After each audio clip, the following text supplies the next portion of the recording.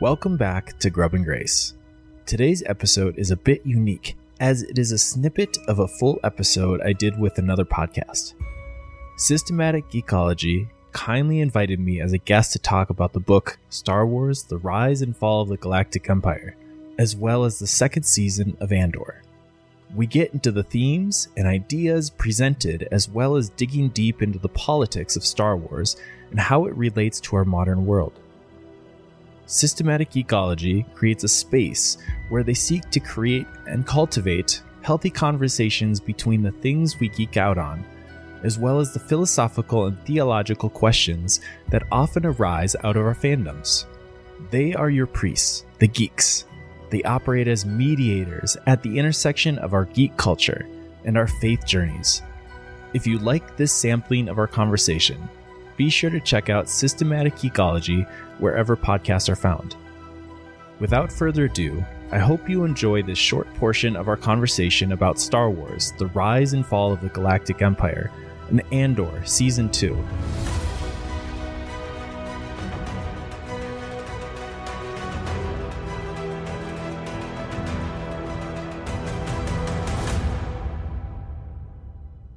Important question for all of you geekologists out there.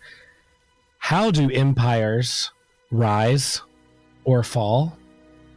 Well, I think we can all confess that gets really complicated really fast when it comes to the rise and the fall of a galactic empire. And we plan to get into all that on this episode of Systematic Geekology. Well, friends, you're in for a big treat this evening. Not only do we have some of my favorite geekologists here on this episode, not only do we have a crossover with friend of the show, Mark Flowers, with Grub and Grace podcast, a podcast from a certain point of view. So the segue into All Reading Counts in this episode, why this is an All Reading Counts episode, is because our good friend Mark Flowers he sent us a text and said, "Hey, have you guys read this book, The Rise and Fall of the Galactic Empire?" And I was like, "No, I haven't. I didn't even know that was a book. I'm a Star Wars fan. Why do I not know that exists?" Well, I went into a Barnes & Noble and I found it. I found the book. It's very thick. It's like a World War II history book, except from the Star Wars point of view. And I'm a huge Star Wars fan. I'm like, why not? Why not go even deeper into The Rise and Fall of the Galactic Empire? Mark, what prompted you or lured you to send us that text? And why did you want to talk about this particular book? Well, first, this goes actually beyond the text. I actually brought it up to you at Theology Beer Camp, and the response I got from some of you was that I'm not that big of a Star Wars fan to read the Star Wars books. So fast forward, here we are. I'm really glad we're doing this episode now. So it may or may not be a surprise to fans of Star Wars to know that the original conception of Star Wars was very political, although the final product's political nature was more subtle or non-existent in the eyes of the average movie viewer. I'm a firm believer that fiction has the ability to convey powerful concepts, ideas, commentary, in more palpable ways than straight-up history lessons. I believe that George Lucas thought the same way, as well as Chris Kempshall, which is the author of The Rise and Fall of the Galactic Empire. And compared to other sci-fi franchises with political commentaries, Star Wars succeeded in the most masterful way, I would believe. An alternative title for this book really could have been Star Wars: A History from a Certain Point of View. It shows how history can look much differently when viewed from a certain point of view. The author is an actual World War historian, so you can see how he pulls in references to real history as he's writing the story. This is a prime example of how, through fiction, you can learn the concepts of real history. So when you learn real history, we're able to make those connections much easier. You can even see glimpses of real historical people like Bonhoeffer through the characters presented in this book. Even looking at the show Andor, you can see characters such as Senator Dasi Oran being arrested for vocalizing discontentment over the Gorman Massacre, which mirrors authoritarian dictators like Mussolini, Stalin, Hitler, Mao Zedong, imprisoning people for being critical against the state. Chris Kempshall, which is the author, on his website wrote a synopsis of the book, which says, When Palpatine declared the birth of his new empire, he expected it would stand for 10,000 years. Instead, it lasted for only 24. This is the story of how a tyrannical regime rose from the ashes of democracy, ruled the galaxy with an iron fist, and then collapsed into dust. It is a story of war and heroes, of the power of propaganda and the dangers of complacency. But most of all, it is a story of ordinary people trying to live their lives in the face of a brutal dictatorship. During a 2005 interview with the Boston Globe, George Lucas said, "I love history, so while the psychological basis of Star Wars is mythological, the political and social bases are historical. The message at the heart of Star Wars still speaks to events of this time and connects to the world's underlying issues, despite being divorced from overt political context. Because the story of a fight against tyranny never gets old." I personally didn't understand how those in the Star Wars universe could let a tyrannical government take over again. But now in 2025, I can see how it could be possible. And so this unassuming space opera setting serves as a reminder that history often repeats itself in different times and places. The rise and fall of the Galactic Empire helped me visualize history through fiction and sci-fi from a certain point of view. And so now in our current socio-political environment, I thought this would be an apt time to review this book. Yes, well said, Mark. I know my friend Evan, fellow Star Wars geek and Systematic Geekology host, agrees with you that this particular book helped widen my understanding of the Star Wars universe. My first love is the original trilogy, but I read the comics. I've read some books, some of the graphic novels. This was a book that wasn't necessarily on my radar, but I'm glad that you brought it to us, because I think within our current context, political context, or what's happening in our world, it couldn't come at a better time. I'm not necessarily a World War II or history buff, but reading this book in light of kind of like reading a history book or history on World War II, it helped widen the scope of what empire means, and kind of the slow game that Palpatine had all the way up, even though the empire was only 24 years led up to that point, and then the ramifications of what happened after the fall. It still makes a big impact of hundreds and thousands of years here in the Star Wars universe. Evan, in terms of what you consume in Star Wars, how does this kind of book and take with this, and maybe perhaps a show like Andor that we'll talk a little bit later on, what does that do to you and for your like Star Wars fandom and kind of widen the scope? Yeah, this book is I remember when it came out, and it's ruffled some feathers and stuff in some of the circles I run, and but it's a part of a pattern that I see in my fandom and in the Star Wars fandom, is that the people, they forget what makes a Star Wars, and that's a little bit different for everybody. And there's that cycle of the political part of it comes up every once in a while, and it's hard to you can't really dismiss it, because it's there. There is a political aspect to Star Wars, and it's kind of what George was. He is a product of his time, and that's what they were thinking in that time, and he expressed it in what we call Star Wars. And there's no problem in saying that there's this politicalness, and there's not satire, but a commentary on the government of this kind that we have. And you can see it in George Lucas's interviews since, that he's talking about it, that he's unashamed about what this is, and what the little guy versus the big guy and stuff like that. But this is something that was exciting to me, because this is a very important time right now, and it's this book and Andor, as we're probably going to be talking about, is a very it makes sense that people are talking about it right now. Yeah. So this episode, we're going to talk about a lot about this book, but also talk about Andor season 2 and where that kind of left off and how that landed with us and led into Rogue One, but kind of the grand Star Wars universe. I think Star Wars, our fandom, this particular book does indeed often hold up a mirror, and sometimes we don't like what we see in terms of our present context or our history. And if you don't like what you see, there needs to be some inward reflection in terms of why do I feel that way? Why is it bringing up these certain emotions within me? And that kind of reflective contemplation, I think, is super important. And it's no secret that I love a big part of why I love Star Wars is the mysticism, the religion, the lightsabers and the laser swords and the lasers and the just space wizards. My avatar's Luke Skywalker, right? But that things like shows like Andor show the small choices and the small things that make a big difference in the big intergalactic war.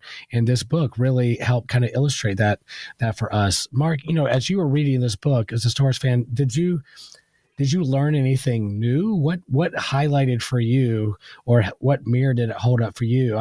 For me, I think it wasn't necessarily that I learned anything like groundbreaking new when it comes to Star Wars, but it helped put in context the grand scope of what the Empire is or means in this universe and what it did. And I'll give up my big takeaway here in a little bit, but did we learn anything new from this book?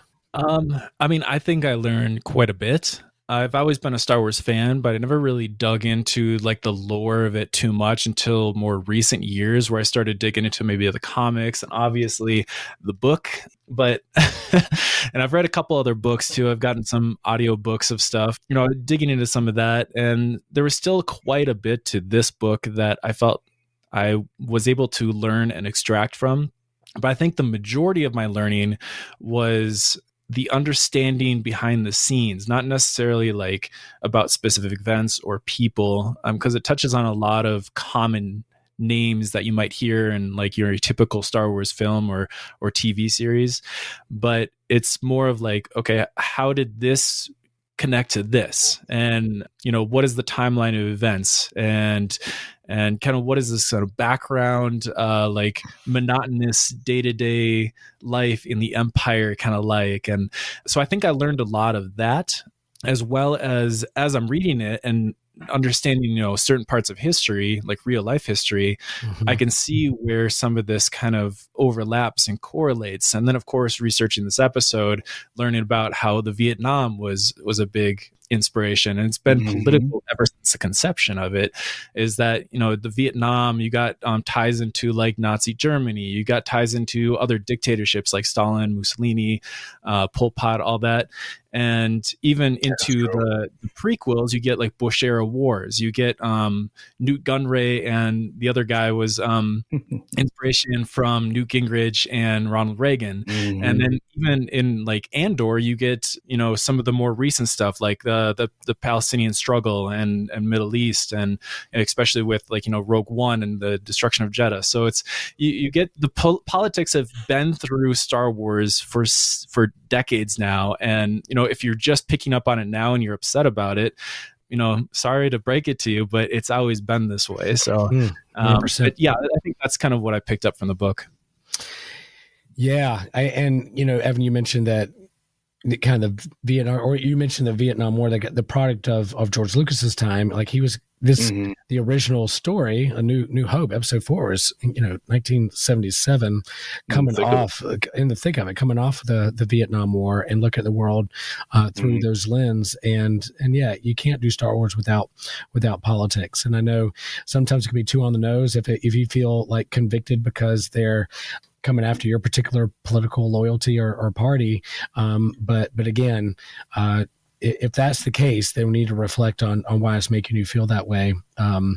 If there's something going on, I think there was a meme someone shared from like a high school friend of mine. He's never going to listen to this episode, but he said something about like, Star Wars Day and doing something, and I was like, dude, I commented on his thing. I was like, are you pulling for the Empire? I think you're pulling for the wrong team, with this particular meme, and he kind of just laughed at it. But I was like, nah, it's not really funny. I think you're pulling for the wrong team. But I mean, I don't know if I learned anything new. It's one thing to just name drop a particular city or planet or situation or political leader in a movie, but then to have this book and really kind of iron out for a couple chapters or for a couple paragraphs, couple pages, the ins and out of who this person is and why they did what they did and their connection to the larger story, really help unfold and kind of revealed to me a little bit more about the particular names that you maybe just heard a name drop of what's going on. For me, I think the big takeaway as I started thinking about like the Star Wars universe and the Force and this light and dark, the balance or the battle or the tension between light and dark. If you think about the force of gravity, you think of like a black hole being that intense sense of gravity that light can't escape it. And so as I was reading this book, I really saw the Empire and Darth Sidious as a black hole that just kind of sucks in all the light. It takes over an entire galaxy. There's no like there, and it builds that way. It's Palpatine's a black hole in this universe, a sense of power and force that sucks all the light in. But then how do you escape? How do you win against a black hole? And the small things and details that a small band of rebels to defeat or escape a black hole is monumental and is incredible. And yeah, it's fantasy, it's fiction, but I think it's parallel for what is going on in our world today and kind of give some insight to our current context. Mark, what's a theme out there that you want to lift up in terms of this book, that in terms of our current context, what we can learn from the rise and fall of a galactic empire with our world today? Oh boy, where to get started? Yeah, I know that's a can of worms. I sent you an email, and I think I listed like 20 to 25 different themes that we could even jump into. Yeah, your favorite one. If you were going to go to bed tonight and you're like, "Dang it, I didn't talk about that one theme about this book," what would it be? I know we just talked about one right before we got on, started recording. I will keep that one for a little bit later. That's one I really wanted to talk about. Okay. I think maybe I could talk about maybe like the education and the propaganda used. Yes. So education of like youth, and then propaganda used to kind of corral the masses, corral the people to under the cause of it, whether it's, whether they're supporting the Empire or whether they're begrudgingly supporting the Empire. I think there's a difference there too. And the propaganda that really, allowed the Empire to kind of thrive as long as it did. Yeah, so Star Wars. Let's go into that. I think, a lot of it, people think about Star Wars, they think about Darth Vader against Luke Skywalker, they think of Palpatine, they think of this dictator.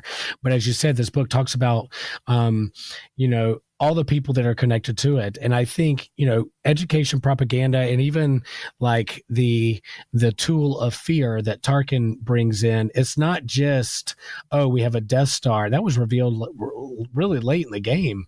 But the slow game, or, the lobster in the boiling water, as you're bringing up the heat really slow, I think, is a big part of what is going on in the Star Wars universe. These planets, these systems, the inner rim, the outer rim, this propaganda and education to bring people on board or to subvert or keep them under control. Mark, what is it that appeals to you or thinks about like the propaganda and education of all this in our age of memes and social media? Well, I kind of brought up two different terms, like descriptive and prescriptive. Usually you hear this a lot with like biblical interpretations and how you interpret it in your biblical worldview and that sort of thing.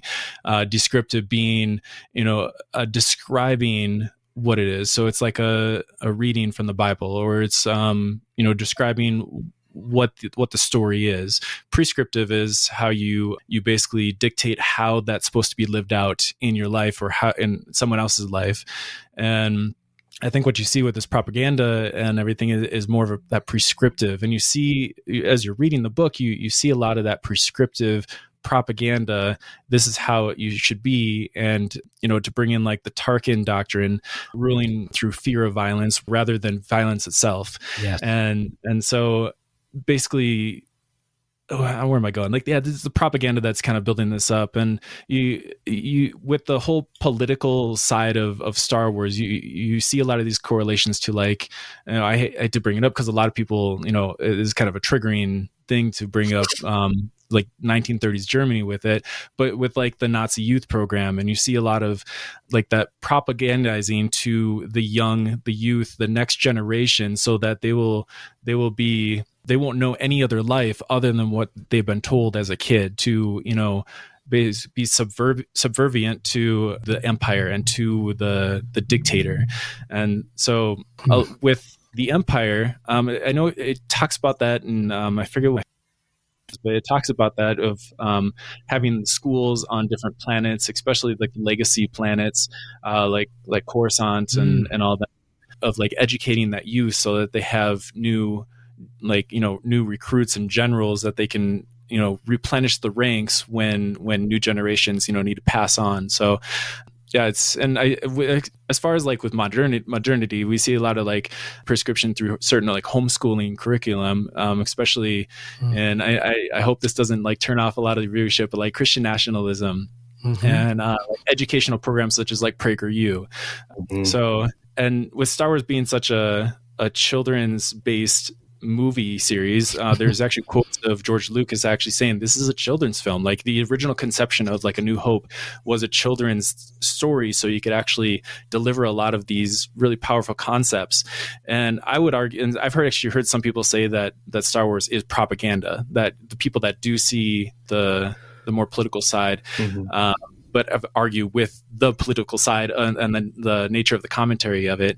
But I would argue that it's more descriptive. It's allowing the viewer to see it, but doesn't prescribe this is how you should live. It doesn't say you should be the rebel. It doesn't say, I mean, it kind of gives off more of like the rebels are good, but I would say that because it shows that the rebels, they have their own flaws and whatnot. So it doesn't show them as like these perfect good guys. There's a lot of infighting between them, especially with the latest ones like Andor. You see a lot of like infighting with Saw Gerrera and the other rebel coalition. So I would argue that it's more descriptive, but I could definitely see how some people could maybe draw conclusions like that. But yeah, I mean, it teaches a lot of things about world of greedy corporations, corporate politicians, authoritarianism, oppression, imperial wars, but it centers everything in values like courage, freedom, friendship, and hope of overcoming all those evils.